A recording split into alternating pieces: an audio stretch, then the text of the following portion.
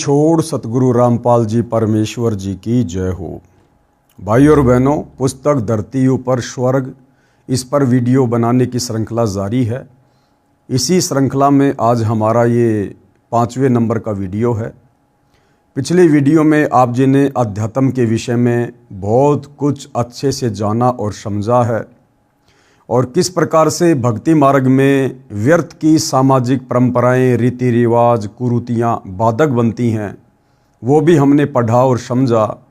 और हमने ये भी जाना कि यदि हमने भक्ति को सफल करना है, मोक्ष प्राप्त करना है, तो इन तमाम प्रकार की व्यर्थ की परंपराओं का, कुरीतियों का, रीति रिवाजों का, त्योहारों का जो ये बोझ है, ये हमने अपने ऊपर से उतारना पड़ेगा। क्योंकि हमने सतलोक की यात्रा करनी है, बहुत लंबा सफ़र है। इसलिए यात्रा में समझदार व्यक्ति कम से कम सामान साथ में लेकर चलता है। आगे फिर भाई और बहनों, सवालकर्ता ने पूछा सतगुरु रामपाल जी से, क्या आपके अलावा कोई भी धर्मगुरु इन शास्त्रों के गूढ़ ज्ञान को नहीं जानता? क्या गीता और वेदों के ज्ञान से कोई भी परिचित नहीं है आपके अलावा? तो सतगुरु रामपाल जी ने कहा कि निसंदेह मेरे अलावा वर्तमान में धरती पर कोई भी धर्मगुरु किसी भी धर्म का, चारों वेदों से, गीता जी से या किसी भी धर्म की धार्मिक पुस्तक के यथार्थ ज्ञान से परिचित नहीं है। और सतगुरु रामपाल जी ने फिर ये प्रमाणित भी किया, साबित भी किया, गीता जी के श्लोक दिखाकर, अध्याय बताकर। और सतगुरु रामपाल जी ने यहाँ तक कहा कि हमारे गीता के अनुवादकों ने गीता के श्लोकों का अर्थ करते समय शब्दों का अनर्थ किया हुआ है, क्योंकि उन्हें तत्व ज्ञान नहीं था। और तत्व ज्ञान के बिना, सृष्टि रचना के बिना हम कभी भी इन धर्मशास्त्रों के मर्म को नहीं जान सकते। तो किस प्रकार से वर्तमान के हमारे गीता के अनुवादकों ने गीता के श्लोकों के अर्थों का अनर्थ कर रखा है, वो भी सतगुरु रामपाल जी हमें दिखा रहे हैं, बता रहे हैं, ताकि हमें अध्यात्म के विषय में सही प्रकार से जानकारी मिल सके। अब गुरुदेव कह रहे हैं कि मैं इस बात का ये प्रमाण देता हूं, ध्यान व धीरज के साथ सुन व देख। गीता अध्याय 4 श्लोक 32 में क्या कहा है? पहले गीता प्रेस गोरखपुर से प्रकाशित तथा मुद्रित श्री जय दयाल गोविंदका जी द्वारा अनुवादित गीता में दिखाता हूं, जो उन्होंने अड़ंगा अनुवाद किया है। कृपया पढ़ो गीता अध्याय 4 श्लोक 32 की फोटोकॉपी। ये गीता अध्याय 4 श्लोक 32 है। एवं बहुविधा यज्ञा वितता ब्रह्मणे मुखे कर्म जान विधि तान सर्वान एवं ज्ञात्वा विमोक्षसे। इस प्रकार और भी बहुत तरह के यज्ञ, यानी गीता ज्ञान देने वाला अर्जुन को कह रहा है, समझा रहा है कि हे अर्जुन, इस प्रकार और भी बहुत तरह के यज्ञ मानी धार्मिक अनुष्ठानों की जानकारी वेद की वाणी में विस्तार से कहे गए हैं। यहाँ पर भाई और बहनों, ये जो शब्द है ब्रह्मणे, इसका अर्थ गीता अनुवादकर्ता ने अपनी ज्ञानहीनता के चलते वेद की वाणी कर दिया, जबकि यहाँ पर ब्रह्मणे शब्द का अर्थ होता है सच्चिदानंद घन ब्रह्म, यानी परमात्मा, पूर्ण परमात्मा, कबीर देव, परम अक्षर ब्रह्म। इस प्रकार और भी बहुत तरह के यज्ञ परमात्मा यानी सच्चिदानंद घन ब्रह्म की वाणी में, यानी उनके तत्व ज्ञान में, उस कबीर वाणी में, जो कबीर वाणी परमात्मा ने अपने मुख कमल से बोली है, उसमें विस्तार से कहे गए हैं। उन सब को तू मन, इंद्रिय और शरीर की क्रिया द्वारा संपन्न होने वाला जान। इस प्रकार तत्व से जानकर उनके अनुष्ठान द्वारा तू कर्म बंधन से सर्वदा मुक्त हो जाएगा। लेकिन गीता के अनुवादकर्ता ने गीता अध्याय 4 श्लोक नंबर 32 में इस ब्रह्मणे शब्द का गलत अर्थ कर दिया। ब्रह्मणे शब्द का अर्थ कर दिया वेद की वाणी, जबकि ब्रह्मणे शब्द का यथार्थ अर्थ है सच्चिदानंद घन ब्रह्म, यानी पूर्ण परमात्मा, कबीर साहिब की वाणी में, उनके तत्व ज्ञान में, उनके सूक्ष्म वेद में, कबीर सागर में विस्तार से सारे धर्म कर्म की जानकारी दी गई है। अब गुरुदेव भगवान ने इसका यथार्थ अनुवाद हमें समझाया है। इस अनुवाद में कई शब्दों के अर्थ गलत किए हैं, ब्रह्मणे शब्द का अर्थ वेद की तथा मुखे का अर्थ वाणी में किया है, जो गलत है।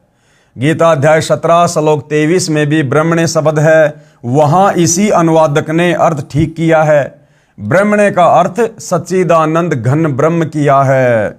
यदि गीता अध्याय 4 श्लोक 32 में ब्रह्मणे का अर्थ सच्चिदानंद घन ब्रह्म किया जाए तो सही सरलार्थ हो जाता है, जो इस प्रकार बनता है। कैसे? जो गुरुदेव भगवान ने हमें समझाया है।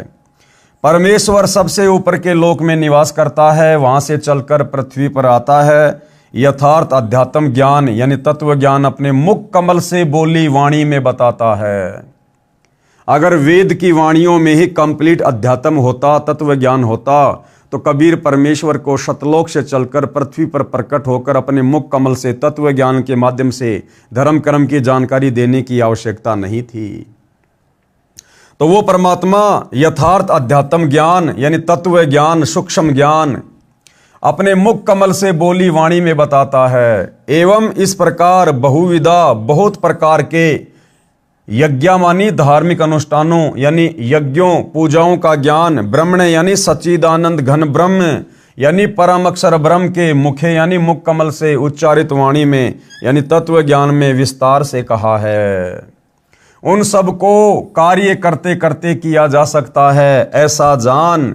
उन सब क्रियाओं को जानकर तू सर्वदा बंधन से मुक्त हो जाएगा। यानी उस तत्व ज्ञान के आधार से साधना पूजा करने के कारण तू कभी फिर जन्म मरण में नहीं आएगा। इस प्रकार तू मोक्ष प्राप्त करेगा। विशेष इन्हीं अनुवादकों ने गीता अध्याय 16 श्लोक 1 में यज्ञ का अर्थ प्रसंगवश धार्मिक पूजा व धार्मिक अनुष्ठान किया है, और इस गीता अध्याय 4 श्लोक 32 में भी यज्ञ का अर्थ पूजाओं किया जाए तो सरलार सही हो जाता है। अनुवादक ने यज्ञ का अर्थ यज्ञ किया है, यहां धार्मिक पूजाओं व अनुष्ठानों करना चाहिए। यानी गीता अनुवादकर्ताओं ने अर्थों का भी अनर्थ किया हुआ है अपनी नासमझी के चलते। गीता अध्याय 4 श्लोक 34 का इन्हीं अनुवादकों ने अनुवाद ठीक किया है, जिसमें कहा है कि उस तत्व ज्ञान को तू तत्वदर्शी ज्ञानियों के पास जाकर समझ। उनको भली भांति दंडवत प्रणाम करने से, उनकी सेवा करने से और कपट छोड़कर सरलता पूर्वक प्रसन्न करने से वे परमात्म तत्व को भली भांति जानने वाले ज्ञानी महात्मा तुझे उस तत्व ज्ञान का उपदेश करेंगे। गीता अध्याय 4 श्लोक 34।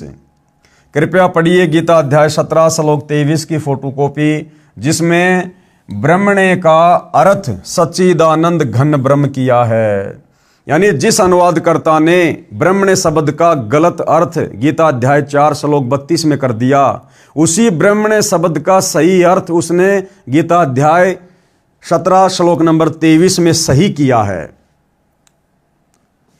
ओम तत् सत इति निर्देशे ब्रह्मणे त्रिविध समर्तय ब्राह्मणा तेन वेद्या च यज्ञा च विहिता च पुरा। इस श्लोक में अनुवादकर्ता ने ब्रह्मणे शब्द का अर्थ बिल्कुल सही किया है, यानी सच्चिदानंद घन ब्रह्म। और इसी ब्रह्मणे शब्द का अर्थ यदि गीता अध्याय 4 श्लोक 32 में भी सच्चिदानंद घन ब्रह्म कर देता तो उस श्लोक का परफेक्ट अनुवाद होता। ओम तत् सत, ऐसे यह 3 प्रकार का, अब देखो यहां ब्रह्मणे शब्द है, इसका अर्थ बिल्कुल सही किया है, यानी ओम तत्सत इस प्रकार ये 3 प्रकार का सच्चिदानंद घन ब्रह्म का नाम कहा है, यानी पूर्ण परमात्मा का नाम है, मंत्र है जपने का। उसी से सृष्टि के आदि काल में ब्राह्मण और वेद तथा यज्ञादि रचे गए। विशेष इससे स्पष्ट है कि वह तत्व ज्ञान श्रीमद् भगवद गीता में नहीं है। यदि होता तो गीता बोलने वाला यह कह देता कि उस अध्याय में बोला है, वहां पढ़ ले। दूसरी बात यह स्पष्ट हो जाती है कि उस तत्व ज्ञान सूक्ष्म वेद को स्वयं परम अक्षर ब्रह्म परमेश्वर अपने मुख कमल से बोलता है। उस तत्व ज्ञान बताने वाले तत्वदर्शी संत महात्मा की पहचान गीता अध्याय 15 श्लोक 1 में बताई गई है। क्या पहचान बताई गई है? आदि पुरुष परमेश्वर जिसकी मूल है, यानी वो परमपिता परमात्मा परम अक्षर ब्रह्म सारी सृष्टि की मूल है, उत्पत्ति का कारण है। उस ऊपर को मूल जाने, नीचे को शाखा वाले जिस संसार रूप पीपल के वृक्ष को अविनाशी कहते हैं, उसके सब भागों के जो तत्व से जानता है, यानी उस संसार रूपी वृक्ष के सभी विभागों को जो तत्व से जानता है, वह वेद के तात्पर्य को जानने वाला वेदवित यानी तत्वदर्शी संत है। परमेश्वर कबीर जी सबसे ऊपर के लोक शतलोक में सशरीर चलकर पृथ्वी पर आए, अपने मुख से वाणी बोली जो सूक्ष्म वेद तत्व ज्ञान है। उसमें कहा है, कबीर अक्सर पुरुष एक पेड़ है, निरंजन वा की डार, तीनों देवा शाखा हैं, पात रूप संसार। अर्थात इस संसार रूपी वृक्ष का जो भाग धरती से ऊपर होता है वह तना तो अक्सर पुरुष है। यानी गीता अध्याय 15 श्लोक नंबर 16 में जो दो भगवान बताए गए हैं, क्षर और अक्षर। अक्षर पुरुष यानी जिसके पास सातसंग ब्रह्मांड है, वो भक्ति रूपी पेड़ का तना है, और उसकी एक डार क्षर पुरुष जानो, यानी ये काल ज्योति निरंजन, वो क्षर पुरुष रूप डार पर लगी तीन देवताओं यानी रजगुण ब्रह्मा, सतगुण विष्णु तथा तमगुण शिव रूप शाखा जानो। उन शाखाओं पर लगे पत्तों को संसार के प्राणी जानो। आगे आपको विस्तार से वो चित्र दिखाकर भी समझाया जाएगा। गीता अध्याय 15 श्लोक 1 व 3 का ये सारांश है। इससे यह स्वयं सिद्ध है कि कबीर जी सच्चिदानंद घन ब्रह्म यानी परम अक्षर ब्रह्म हैं। उनके द्वारा बोला गया ज्ञान तत्व ज्ञान सूक्ष्म वेद है। अधूरे ज्ञान के कारण आपको यह भी शंका होगी कि जड़ यानी मूल कौन है तथा अक्षर पुरुष और क्षर पुरुष का वहां कहां प्रमाण है। उसके लिए सुनो, इस संसार रूप वृक्ष की मूल परम अक्षर ब्रह्म है, जिसका प्रमाण गीता अध्याय 8 श्लोक 3, 8 और 10 में है, जो पहले इसी पुस्तिका में बताया गया है। कहा कि गीता अध्याय 8 श्लोक 9 में जो कबीर देव अनादि है, सबका नियंता, सूक्ष्म से अति सूक्ष्म यानी सर्वशक्तिमान है, सर्वस्य धातारम यानी सबका धारण पोषण करने वाला है, अचिंत्य स्वरूप सूर्य के सदृश स्वयं प्रकाशित है, अविद्या से अति परे यानी अज्ञानियों की पहुंच से दूर, शुद्ध सच्चिदानंद घन परमेश्वर है। जो उसका सुमरण करता है वह उसी को प्राप्त होता है। गीता अध्याय 8 श्लोक नंबर 9 का ये सारांश है। इससे स्पष्ट हुआ है कि परम अक्षर ब्रह्म संसार रूप वृक्ष की जड़ है, क्योंकि मूल से ही पेड़ का धारण पोषण होता है। अब आगे अध्याय 15 श्लोक 16-17 में तीन पुरुषों यानी प्रभुओं का प्रमाण है। पढ़ो इन दोनों श्लोकों की फोटोकॉपी में, जिनमें कहा है कि अक्षर पुरुष व क्षर पुरुष तथा इनके लोकों के प्राणी नाशवान हैं। गीता अध्याय 15 श्लोक 16। इन दोनों से अन्य परम अक्षर पुरुष है जो अविनाशी परमेश्वर है, परमात्मा कहा जाता है, सबका धारण पोषण करने वाला है। गीता अध्याय 15 श्लोक 17। तो सबसे पहले पढ़ेंगे गीता अध्याय 15 श्लोक 1 की फोटोकॉपी। आदि पुरुष परमेश्वर मूल वाले यानी कबीर परमात्मा इस भक्ति रूपी पेड़ की मूल है, जड़ है, जिससे सबका पालन पोषण होता है। आदि पुरुष परमेश्वर मूल वाले और ब्रह्मा रूप मुख्य शाखा वाले। यहां पर यह गलत अनुवाद कर दिया गया है अनुवादकर्ता के द्वारा। जिस संसार रूप पीपल के वृक्ष को अविनाशी कहते हैं, वेद जिसके पत्ते कहे गए हैं, उस संसार रूप वृक्ष को जो पुरुष मूल सहित तत्व से जानता है वह वेद के तात्पर्य को जानने वाला है। विशेष इस फोटोकॉपी के अनुवाद में भी गलतियां हैं, परंतु फिर भी सार स्पष्ट है। गलती क्या है? अधय शाखम का अर्थ ब्रह्मा रूप मुख्य शाखा वाले किया है, जबकि अधय का अर्थ होता है नीचे और शाखा यानी शाखा अर्थ सीधा है। ये उनकी अज्ञानता की झलक है। गीता अध्याय 15 श्लोक नंबर 16 की फोटोकॉपी, जिसमें दो भगवान बताए गए हैं, क्षर और अक्षर। दो इमो पुरुषें लोके यानी इस संसार में दो पुरुष दो भगवान है, एक क्षर है च अक्षर, दूसरा अक्षर है। एवं च क्षर सर्वाणी भूतानी कूटस्थ अक्षर उच्चते। इस संसार में नाशवान और अविनाशी भी ये दो प्रकार के पुरुष हैं यानी भगवान हैं। एक क्षर पुरुष यानी ये काल 21 ब्रह्मांड का स्वामी, दूसरा अक्षर पुरुष यानी ये 7 संग ब्रह्मांड का स्वामी। इनके संपूर्ण भूत प्राणियों के शरीर तो नाशवान है और जीवात्मा अविनाशी कहा जाता है। ये दोनों भगवान भी क्षर पुरुष और अक्षर पुरुष और इन दोनों के लोक में रहने वाले सभी प्राणी ये सब नाशवान हैं, परंतु आत्मा सबकी अविनाशी है। फिर आगे जो अविनाशी परमात्मा है उसके विषय में बताया गया है, जो इन दोनों से सर्वश्रेष्ठ उत्तम परमात्मा है। गीता अध्याय 15 श्लोक 17, उत्तम पुरुष तू अन्य, उत्तम पुरुष यानी सर्वश्रेष्ठ परमात्मा तो इन दोनों से अलग है। परमात्मा इति उदाहरत है, जिसको वास्तव में भगवान कह सकते हैं। ये लोक तरम अवश्य विवर्ती अवय ईश्वरे, जो तीनों लोकों में प्रवेश करके सबका धारण पोषण करता है। उत्तम पुरुष यानी सर्वश्रेष्ठ परमात्मा तो अन्य ही है, क्षर और अक्षर से, जो तीनों लोकों में प्रवेश करके सबका धारण पोषण एवं अविनाशी परमेश्वर परमात्मा इस प्रकार कहा गया है। अब ये पेड़ का चित्र है भाइयों और बहनों, संसार रूपी पेड़ का ये चित्र है। यानी सृष्टि रचना जिन भाई बहनों ने पढ़ी है उनको अच्छे से समझ में आ जाएगा। ये संसार रूपी पेड़ का एक चित्र है, पूरे संसार की रचना है। ये सृष्टि की रचना इस पेड़ से समझ में आ जाती है। पेड़ का जो ये नीचे का हिस्सा है, ये जड़ वाला, ये मूल वाला जो हिस्सा है, ये आपको पता है मिट्टी में रहता है, ये गुप्त रहता है, दिखाई नहीं देता है। ये क्या है? ये पूर्ण परमात्मा है, सारी सृष्टि का मालिक है, जो आप और हमें दिखाई नहीं देता, गुप्त रहता है, क्योंकि हमें इसको देखने की विधि का पता नहीं है, इसको प्राप्त करने की विधि का प्राप्त नहीं है। और इस पेड़ को, पूरे पेड़ को जो पोषण मिलता है, जो आहार मिलता है, वो कहां से मिलता है? इस जड़ से मिलता है, जो गुप्त है, जो जमीन के अंदर है। और इस जमीन से बाहर जो ये तना हमें दिखाई दे रहा है, जो मोटी डार है, ये तना है, ये अक्षर पुरुष है। ये क्या है? अक्षर पुरुष, जिसके साथ संग ब्रह्मांड है।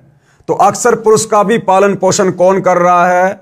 अक्षर पुरुष के लोक में सर्व उन प्राणियों का धारण पोषण कौन कर रहा है? ये पेड़ की जड़ कर रही है, ये मूल कर रहा है। ये पूर्ण परमात्मा है, कबीर देव है, कबीर परमात्मा है।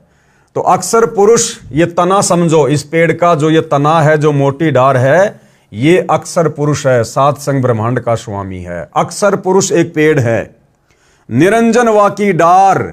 और इस पेड़ के इस तने से जो ये मोटी डार निकल रही है, एक जो मोटी डार निकल रही है, ये है क्षर पुरुष, काल ब्रह्म, ज्योति निरंजन, जिसके साथ संग ब्रह्मांड है। यानी अक्षर पुरुष तो ये हो गया, अक्षर पुरुष एक पेड़ है, और निरंजन वाकी डार, इस तने से जो मोटी डार निकल रही है, ये क्षर ब्रह्म है, क्षर पुरुष है, ज्योति निरंजन है, ब्रह्मा विष्णु महेश का पिता है, दुर्गा का पति है, ये काल है, जो गीता का ज्ञान श्री कृष्ण में प्रवेश करके बोल रहा है।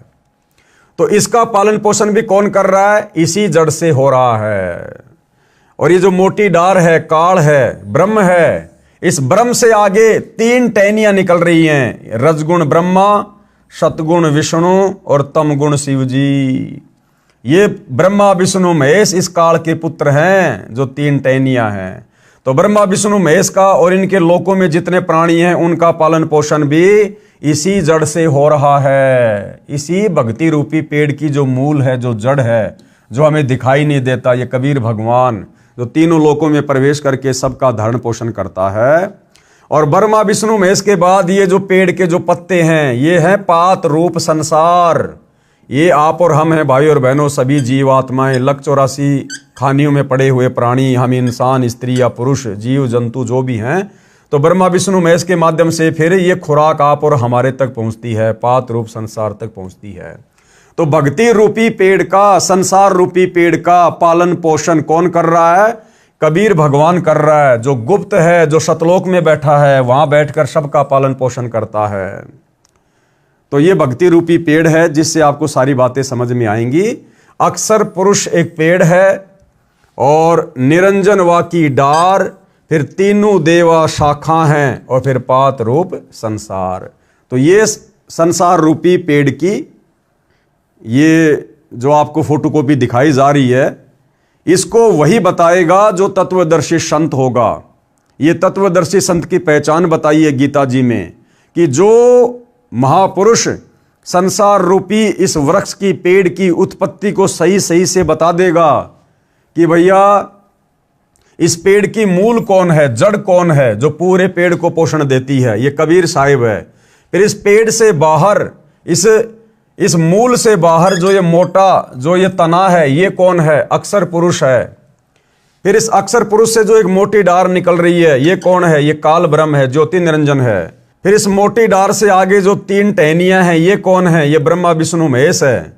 और ये पात रूप क्या है? ये संसार है। हम सभी जीव जंतु हैं, प्राणी हैं, आत्माएं हैं।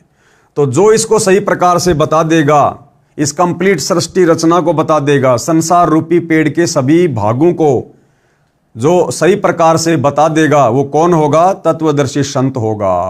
और तत्वदर्शी संत की भूमिका कौन निभाता है? स्वयं कबीर परमात्मा परम अक्षर ब्रह्म ही निभाता है, जो सही प्रकार से अपने द्वारा रची गई सृष्टि को समझा सकता है।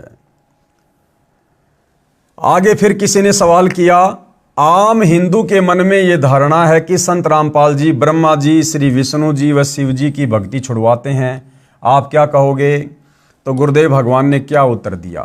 जैसा कि इस पुस्तिका के प्रारंभ में बताया गया है कि हम और मेरे अनुयायी सब धार्मिक व सामाजिक क्रियाएं शास्त्र विहित यानी शास्त्रों के अनुसार करते हैं। गीता अध्याय 16 श्लोक 23-24 में भी यही कहा है कि शास्त्र विधि को त्याग कर अपनी मर्जी से जो मनमाना आचरण करते हुए साधना करते हैं, उनको न सुख प्राप्त होता है, न कार्य सिद्ध करने वाली सिद्धि प्राप्त होती है, और न गति होती है। इसलिए शास्त्रोक्त कर्म करो, जैसा गीता अध्याय 15 श्लोक 1 व 3 तथा 16 व 17 में संसार रूपी पेड़ का उदाहरण बताया है। इस वृक्ष की मूल तो परम अक्षर ब्रह्म है, यानी कबीर देव है, और जो ये तना है ये अक्षर पुरुष है, अक्षर ब्रह्म है, और जो डार है वो मोटी डार कौन है? क्षर पुरुष, क्षर ब्रह्म है, काल है। और तीनों देवता रजगुण ब्रह्मा, सतगुण विष्णु, तमगुण शंकर, ये शाखा हैं, जो 3 जो टहनियां हैं, तथा जो पत्ते हैं वो संसार के प्राणी हैं।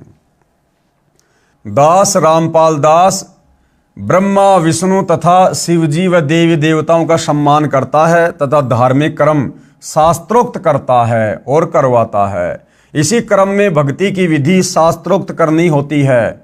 जैसे कोई आम या पीपल आदि का पौधा नर्सरी से मोल लाए तो उसको अपने घर आंगन खेत बाग में रोपने के लिए गड्ढा खोदा, उसमें सब पौधों को मूल की ओर से यानी जड़ की ओर से गड्ढे में रखकर चारों ओर मिट्टी लगाई, फिर उसकी सिंचाई की, पौधा पेड़ बना, फिर उसका लाभ मिला। यदि कोई अनजान उस पौधे को शाखाओं की ओर से गड्ढे में रखकर मिट्टी लगाकर सिंचाई करे, क्या वह पेड़ बनेगा? कभी नहीं, नष्ट हो जाएगा। तो इस भक्ति रूपी पेड़ की ब्रह्मा विष्णु महेश तो शाखा है, शाखा।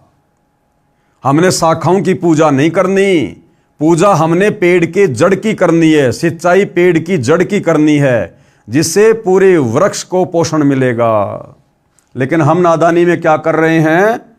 हम नादानी में ब्रह्मा विष्णु महेश रूपी शाखाओं की पूजा कर रहे हैं। हमने भक्ति रूपी पौधा उल्टा लगा दिया, उल्टा बीज दिया, जिस कारण से हमें भक्ति का कोई लाभ वर्तमान में प्राप्त नहीं हो पा रहा है।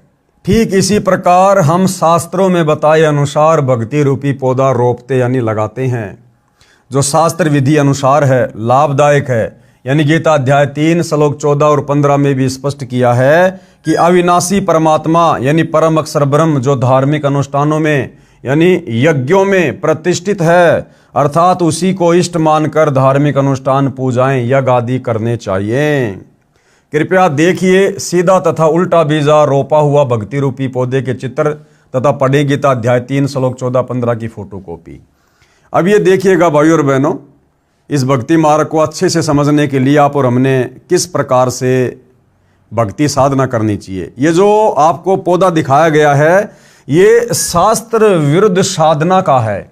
जो शास्त्र विरुद्ध साधना वर्तमान में पूरा हिंदू समाज कर रहा है, जिसको करने के चलते हमें भक्ति मार्ग का कोई लाभ प्राप्त नहीं हो रहा। आप भाई बहनों ने देख लिया कि भक्ति रूपी पेड़ की जो जड़ है वो कौन है? वो कबीर परमात्मा है। यानी पेड़ को जो पालन पोषण मिलता है, जो आहार मिलता है, जो पोषण मिलता है, वो जड़ से मिलता है। यानी जड़ उस पेड़ का पिता है, उसका बाप है, जो उसको सारा आहार दे रहा है, जिसके बलबूते पर वो पेड़ फल फूल रहा है। तो हम भाई बहनों ने क्या कर लिया? हमने करनी तो थी जड़ की पूजा, यानी भक्ति रूपी जो ये पौधा है, हमने इसकी मूल की सिंचाई करनी थी, जल की सिंचाई करनी थी, हमने पानी डालना था, खाद डालना था जड़ में, यानी हमने साधना भक्ति पूजा करनी थी जड़ की। लेकिन आप और हमने अज्ञानता में क्या कर दिया, हमारे धर्मगुरुओं ने क्या करवा दिया, ब्रह्मा विष्णु महेश रूपी शाखाओं की पूजा शुरू करवा दी। यानी हमने भक्ति रूपी पेड़ को जमीन में उल्टा गाड़ दिया। हमने ब्रह्मा विष्णु महेश की पूजा करनी शुरू कर दी, हमने टहनियों की पूजा करनी शुरू कर दी। अब यदि कोई व्यक्ति आम खाना चाहता है, नर्सरी से आम का पौधा लेकर आता है, तो वो क्या करेगा, घर में आकर आम को कैसे लगाएगा, आंगन में वो गड्ढा खोदेगा। गड्ढा खोदने के बाद में पेड़ को वो टहनियों की तरफ से जमीन में गाड़ेगा या फिर जड़ को जमीन में गाड़ेगा। तो जाहिर सी बात है वो जड़ को जमीन में गाड़ेगा। लेकिन हमारे धर्म गुरुओं ने इस भक्ति रूपी पेड़ की जड़ को तो ऊपर कर दिया, और जो टहनियां हैं ब्रह्मा विष्णु महेश जिनके फल लगते हैं उनको जमीन के अंदर ही गड़वा दिया। यानी ब्रह्मा विष्णु महेश की पूजा करनी शुरू करवा दी, जिस कारण से हमारा ये भक्ति रूपी पौधा सूख जाता है। हमें किसी प्रकार का कोई लाभ अध्यात्म का नहीं होता है। यदि हमने भक्ति रूपी पेड़ को सही प्रकार से लगाया होता, यानी शास्त्र अनुकूल सही भक्ति हमने की होती, तो भाइयों और बहनों आप और हमें इस भक्ति का पूरा लाभ मिलता। तो आज वर्तमान में पूरा हिंदू समाज भक्ति कर रहा है, मंदिर में जा रहा है, हर प्रकार से तीर्थों पर धामों पर व्रत कर रहा है, भंडारे कर रहा है, लेकिन कोई किसी प्रकार का लाभ उसके भाग्य में कोई परिवर्तन नहीं हो रहा है। यदि परिवार में किसी की मृत्यु होनी है तो हो रही है, किसी की अकाल मृत्यु हो रही है तो हो रही है, किसी के ऊपर संकट आ रहे हैं, दुख आ रहे हैं तो आ रहे हैं। क्यों? क्योंकि हमने भक्ति रूपी पौधे को उल्टा बीजा हुआ है। अब यदि हमने भक्ति रूपी पौधे को सही प्रकार से बीजना है, यानी शास्त्र अनुकूल भक्ति करनी है, तो क्या करना होगा, इस प्रकार से करना होगा भाइयों और बहनों। क्योंकि ये भक्ति रूपी पेड़ है, इसकी जो जड़ है वो पूर्ण परमात्मा है, कबीर साहिब है, जो तीनों लोकों में प्रवेश करके सबका धारण पोषण करता है। गीता अध्याय 15 श्लोक नंबर 17, उत्तम पुरुष तु अन्य परमात्मा इति उदारते ये लोक तरम अवश्य विभर्ति अवैश्वरे। तो ये भक्ति रूपी पेड़ की जड़ है, मूल है, यानी पूरी सृष्टि का मालिक कौन है, कबीर परमात्मा। तो हमने उस कबीर परमेश्वर जी की पूजा करनी चाहिए, अपना इष्ट मानकर कबीर भगवान की हमने पूजा करनी चाहिए। जब कबीर भगवान की पूजा करेंगे तो ये खुराक कहां जाएगी, ये पेड़ का जो ये तना है, जो जमीन से बाहर है, मोटी डार, जो अक्षर पुरुष है, ये खुराक यहां जाएगी। अक्षर पुरुष से फिर खुराक कहां जाएगी, ये काल है, जो मोटी डार है, ये काल है, क्षर पुरुष है, ज्योति निरंजन है, ये ब्रह्मा विष्णु महेश का पिता है, यहां जाएगी।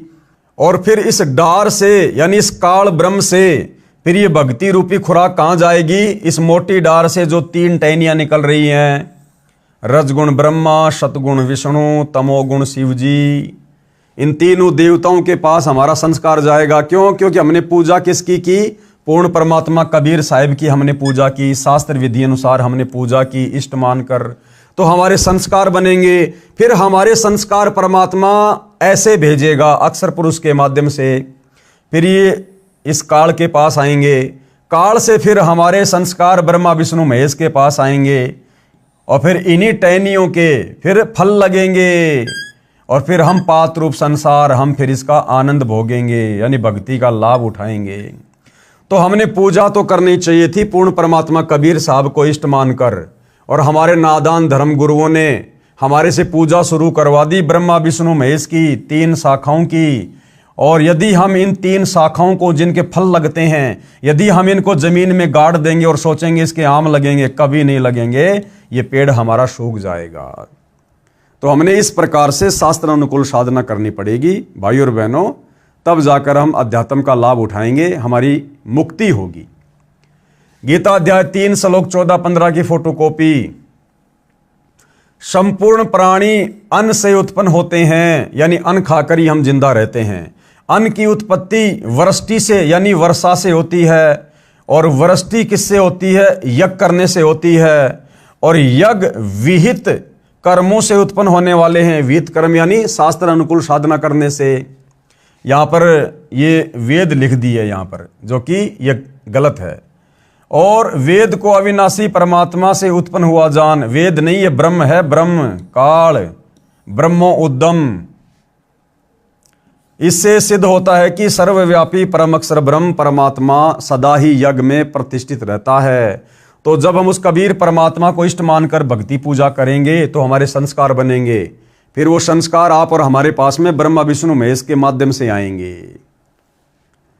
विशेष गीता अनुवादकों ने इन उपरोक्त श्लोकों के अनुवाद में भी ब्रह्म शब्द का गलत अर्थ वेद किया है, जबकि यहां पर ब्रह्म का अर्थ ब्रह्म ही रहना चाहिए, यानी काल, जिसका भावार्थ है कि सब प्राणी अन्न से उत्पन्न होते हैं, अन्न वर्षा से होता है, वर्षा शास्त्र विधि अनुसार किए जाने वाले यज्ञों धार्मिक पूजाओं से होती है, कर्म इस ब्रह्म यानी काल ज्योति निरंजन क्षर पुरुष से उत्पन्न हुए, तथा ब्रह्म को काल ज्योति निरंजन को तू अविनाशी परमात्मा, जिसका वर्णन गीता अध्याय 2 श्लोक 17, गीता अध्याय 8 श्लोक 3, 8, 10 में तथा गीता अध्याय 15 श्लोक 17 में है, उस परम अक्षर ब्रह्म से उत्पन्न हुआ जान। वही परम अक्षर परमात्मा यानी परम अक्षर ब्रह्म जो सर्वव्यापक है, कबीर देव यज्ञों में प्रतिष्ठित है, यानी इष्ट रूप में मूल रूप में पूज्य है। कबीर परमेश्वर जी ने सूक्ष्म वेद तत्व ज्ञान में बताया है कि कबीर एक साधे सब सदें, सब साधे सब जाए। यदि हम एक कबीर परमात्मा की पूजा करेंगे, भक्ति रूपी पेड़ की मूल की पूजा करेंगे, तो हमें सर्व लाभ प्राप्त होंगे। और यदि हम सबकी पूजा शुरू कर देंगे, उन पत्तों में पानी डालना शुरू कर देंगे, टहनियों में पानी डालना शुरू कर देंगे और जड़ में पानी नहीं डालेंगे, खाद नहीं डालेंगे, तो हमें कुछ भी लाभ नहीं मिलेगा। तो कहते हैं एक साधे सब सदें, पेड़ की जड़ की पूजा करने से पूरा पेड़ फलता फूलता है। एक साधे सब सदे, सब साधे सब जाए, और माली सींचे मूल को फले फूले अगाए। जो ज्ञानी आत्मा होगी, जो ज्ञानी भगत होगा, वो केवल मूल की पूजा करेगा, यानी मूल परमात्मा कबीर देव को इष्ट मानकर पूजेगा, तो भक्ति रूपी पौधा फलेगा फूलेगा, यानी भक्ति के सारे लाभ मिलेंगे, अंत में मोक्ष भी मिलेगा। अर्थात पौधे की मूल को मिट्टी में गाड़कर सिंचाई करने से पौधे के सब भाग, तना, डार, शाखा तथा पत्ते विकास करेंगे। एक के साधने से यानी एक की पूजा करने से सब सद जाएंगे। यदि पौधे को उल्टा रोप कर शाखाओं की सिंचाई करेंगे तो सब नष्ट हो जाएंगे, क्योंकि ये विधि गलत है। इसी प्रकार परम अक्षर ब्रह्म मूल रूप को इष्ट रूप में मानकर पूजा करेंगे तो सब देवता प्रफुल्लित बढ़ेंगे, यानी उनके पास हमारे धर्म कर्म शास्त्र प्रमाणित संग्रहित जमा हो जाएंगे। वे फिर हमारे कर्मों का फल हमें देते रहेंगे और बिना मांगे देंगे। गीता अध्याय 3 श्लोक 10 और 15 तक यही विस्तार पूर्वक बताया है कि शास्त्र अनुसार साधना भक्ति करके देवताओं यानी वृक्ष की शाखा रूपी देवताओं को बढ़ाओ। शास्त्रोक्त विधि से बढ़ाए हुए देवता तुमको बिना मांगे ही फल देंगे। यदि हम किसी फैक्ट्री में काम करेंगे, मेहनत से काम करेंगे, मर्यादा में रह के काम करेंगे, तो ऑटोमेटिक हमारी तनख्वाह बनकर मैनेजर के पास जाएगी और मैनेजर बिना मांगे हर महीने हमें तनख्वाह देगा ही देगा। तो यदि हम पूर्ण परमात्मा को इष्ट मानकर भक्ति करेंगे तो हमारे शुभ संस्कार बनेंगे। हमारे शुभ संस्कारों का फल इन्हीं ब्रह्मा विष्णु महेश के माध्यम से परमात्मा फिर हमें देगा, बिना मांगे देगा, ऑटोमेटिक देगा। जैसे पौधा पेड़ बना तो सब तना, डार, शाखा बढ़ी, विकास हुआ, फिर शाखाओं को फल लगेंगे, बिना मांगे ही लगेंगे। यानी शास्त्र विधि अनुसार साधना करने से हमारे धर्म कर्म बनेंगे। वे इन देवताओं ब्रह्मा विष्णु तथा शिव जी के पास जमा होते रहेंगे। ये कर्म फल ही देते हैं, ईमानदारी से देते हैं, बिना मांगे ही देंगे, क्योंकि हमारे शास्त्र अनुसार भक्ति कर्म है। अन्य जो शास्त्र विधि त्याग कर मनमाना आचरण करते हैं, यानी देवी देवताओं की पूजा करते हैं, ब्रह्मा विष्णु महेश को परमात्मा मान के पूजा करते हैं, उनको कोई धर्म कर्म पुण्य नहीं बनते, उनको कोई लाभ नहीं होता। इसलिए हम परम अक्षर ब्रह्म को इष्ट रूप में प्रतिष्ठित करके शास्त्रोक्त भक्ति करते हैं। कौन? हम सतगुरु रामपाल जी के भगत परम अक्षर ब्रह्म यानी कबीर देव को अपना इष्ट मानकर, और हमें पता चल गया कि वो कबीर देव वर्तमान में संत रामपाल जी के रूप में स्वयं धरती पर प्रकट है। अर्थात संत रामपाल जी के भगत केवल अपने गुरुदेव को इष्ट मानकर पूजा करते हैं, जिस कारण से हमें भक्ति से मिलने वाले सर्व लाभ प्राप्त होते हैं, जिससे सुख भी मिलता है, सिद्धि की प्राप्ति भी होती है, जिससे कार्य सिद्ध होते हैं तथा गति यानी मुक्ति भी होती है। मैं शास्त्र विधि अनुसार भक्ति करने को कहता हूँ, भक्ति छुड़वाता नहीं। तो सतगुरु रामपाल जी क्या कह रहे हैं कि हमारे विषय में जो लोगों की गलत धारणा है कि संत रामपाल जी तो देवी देवताओं की पूजा छुड़वाते हैं, छुड़वाते नहीं बल्कि शास्त्र विधि अनुसार उनकी भक्ति करवाते हैं। गीता अध्याय 3 श्लोक 10 की फोटोकॉपी प्रजापति ब्रह्मा ने कल्प के आदि में यज्ञ सहित प्रजाओं को रचकर उनसे कहा कि हे तुम लोग इस यज्ञ के द्वारा वृद्धि को प्राप्त हो, यह यज्ञ तुम लोगों को इच्छित भोग प्रदान करने वाला हो। गीता अध्याय 3 श्लोक 11 की फोटोकॉपी। इस यज्ञ के द्वारा देवताओं को उन्नत करो, वे देवता तुम लोगों को उन्नत करें। इस प्रकार निस्वार्थ भाव से एक दूसरे को उन्नत करते हुए तुम लोग परम कल्याण को प्राप्त हो जाओ। गीता अध्याय 3 श्लोक 12 की फोटोकॉपी। यज्ञ के द्वारा बढ़ाए हुए देवता तुम लोगों को बिना मांगे ही इच्छित भोग निश्चय ही देते रहेंगे। इस प्रकार उन देवताओं के द्वारा दिए हुए भोगों को जो पुरुष इनको बिना दिए स्वयं भोगता है वह चोर ही है। यानी गीता अध्याय 3 श्लोक नंबर 12 क्या कह रहा है कि यदि हमने परम अक्षर ब्रह्म को इष्ट मानकर भक्ति की, हमारे संस्कार बने, वो संस्कार इन देवताओं के पास आए और ये देवता फिर हमारे को बिना मांगे सब कुछ देते हैं। और फिर यदि हम उस कबीर परमेश्वर को, परम अक्षर ब्रह्म को भोग लगाए बिना जो अन्न खाते हैं तो समझो फिर हम पाप खा रहे हैं। क्योंकि देवी देवताओं के माध्यम से हमें जो सुख मिलते हैं वो किसने दिए? परम अक्षर ब्रह्म ने, कबीर देव ने, परम अक्षर ब्रह्म ने। और फिर वो अन्न जो हमें देवताओं के माध्यम से मिल रहा है, ब्रह्मा विष्णु महेश के माध्यम से जो सुख सुविधा मिल रही है, यदि उस भोजन का उस कबीर परमेश्वर को, इष्ट को भोग लगाए बिना हम खाते हैं तो समझो हम तो पाप खा रहे हैं, हम उसके चोर हैं, चोर। इसलिए भाई और बहनों, गीता अध्याय 3 श्लोक नंबर 13 क्या कह रहा है? यज्ञ से बचे हुए अन्न को खाने वाले श्रेष्ठ पुरुष सब पापों से मुक्त हो जाते हैं। यानी जो साधक, जो भगत अपने इष्ट कबीर देव को भोग लगाकर फिर भोजन ग्रहण करता है, वो भोजन प्रसाद बन जाता है। उस प्रसाद को खाने से फिर हमारे पाप कर्मों का नाश होता है। और जो पापी लोग अपना शरीर पोषण करने के लिए ही अन्न पकाते हैं, वे तो समझो पाप को खा रहे हैं। तो भाई और बहनों, इस दुनिया में, पूरी सृष्टि में, वर्तमान में दुनिया को तो यही नहीं पता कि वो परम अक्षर ब्रह्म कौन है जिसको इष्ट मानकर पूजा करनी चाहिए, सारी सृष्टि का मालिक कौन है। और जिन थोड़ी बहुत आत्माओं को इस बात का ज्ञान है कि वो कबीर भगवान है, वे आत्माएं हैं सतगुरु रामपाल जी के भगत। अब सतगुरु रामपाल जी के भक्तों में भी 90% को ये नहीं पता कि वो कबीर परमात्मा वर्तमान में कौन है, कहाँ है, जिसको भोग लगाकर अन्न खाने से हमारे पाप कर्म का नाश होगा। तो वो दया केवल सतगुरु रामपाल जी की चंद आत्माओं के ऊपर हुई है। और वो आत्माएं हैं साध संगति से जुड़े हुए सत्सेवक भाई बहन। क्योंकि सतगुरु रामपाल जी के मार्ग में वर्तमान में 2 पार्ट हो चुके हैं, एक सतलोक आश्रम, दूसरे साध संगति से जुड़े भाई बहन। तो साध संगति से जुड़े भाई बहन प्रतिदिन अपने घर पर अपने गुरुदेव को इष्ट मानकर, पूर्ण परमात्मा मानकर, विधि विधान अनुसार भोग की आरती के साथ भोग लगाकर अन्न ग्रहण करते हैं। यानी वर्तमान में यदि पाप कर्मों का नाश किन्हीं आत्माओं का हो रहा है तो केवल साध संगति से जुड़ी हुई आत्माओं का हो रहा है। हे जेंटलमैन, इस प्रकार गीता को मेरे अतिरिक्त किसी ने नहीं समझाया। कौन कह रहे हैं? सतगुरु रामपाल जी, सारा विवरण देकर। क्योंकि किसी को ज्ञान ही नहीं है। मैं इसलिए कहता हूं कि मेरे अतिरिक्त कोई भी सही साधना करता और करवाता नहीं है। हम अविनाशी परमेश्वर परम अक्षर ब्रह्म की भक्ति इष्ट मानकर करते हैं, जो सबका धारण पोषण करने वाला है, जो गीता ज्ञान बताने वाले से अन्य है, जो पाप काटकर सुखी करता है।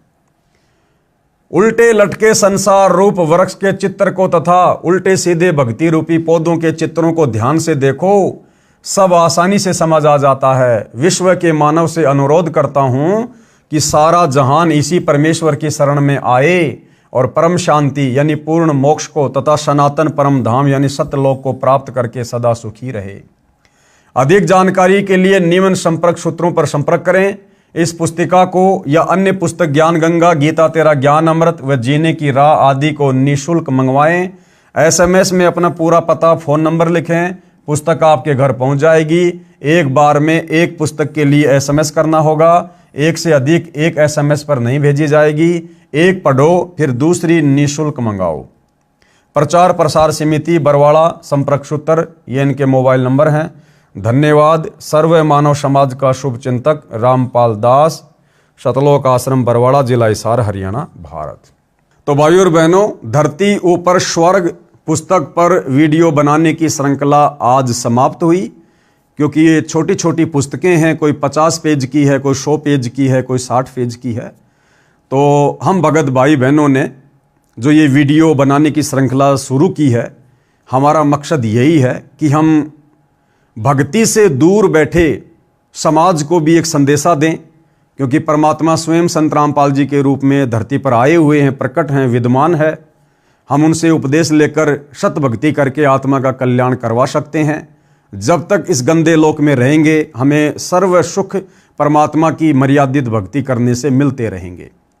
साथ में हम जितने भी भगत भाई हैं जो सतगुरु रामपाल जी के फॉलोवर हैं, हमें भी इन पुस्तकों के माध्यम से अध्यात्म के विषय में नई नई जानकारी मिलती रहे, क्योंकि बहुत सारी बातें अध्यात्म के विषय में पूज्य गुरुदेव भगवान ने सत्संगों में अपने मुख कमल से ना बोलकर इन पुस्तकों में अपने कर कमल से लिखकर छोड़ दी है। तो वो जानकारी भी हमें प्राप्त होती रहे, हमारा विश्वास भक्ति मार्ग पर बना रहे, और इसी प्रकार से हम मर्यादाओं के साथ गुरु को परमात्मा मानकर, ज्ञान को आधार बनाकर अपनी आत्मा के कल्याण के लिए निरंतर सत भक्ति मार्ग पर दृढ़ बने रहें।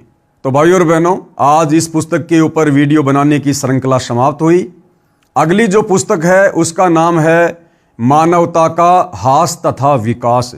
तब तक गुरुदेव भगवान हम सबको आज्ञा दें, आशीर्वाद दें, अनुमति दें। बंदी छोड़ सतगुरु रामपाल जी भगवान की जय हो।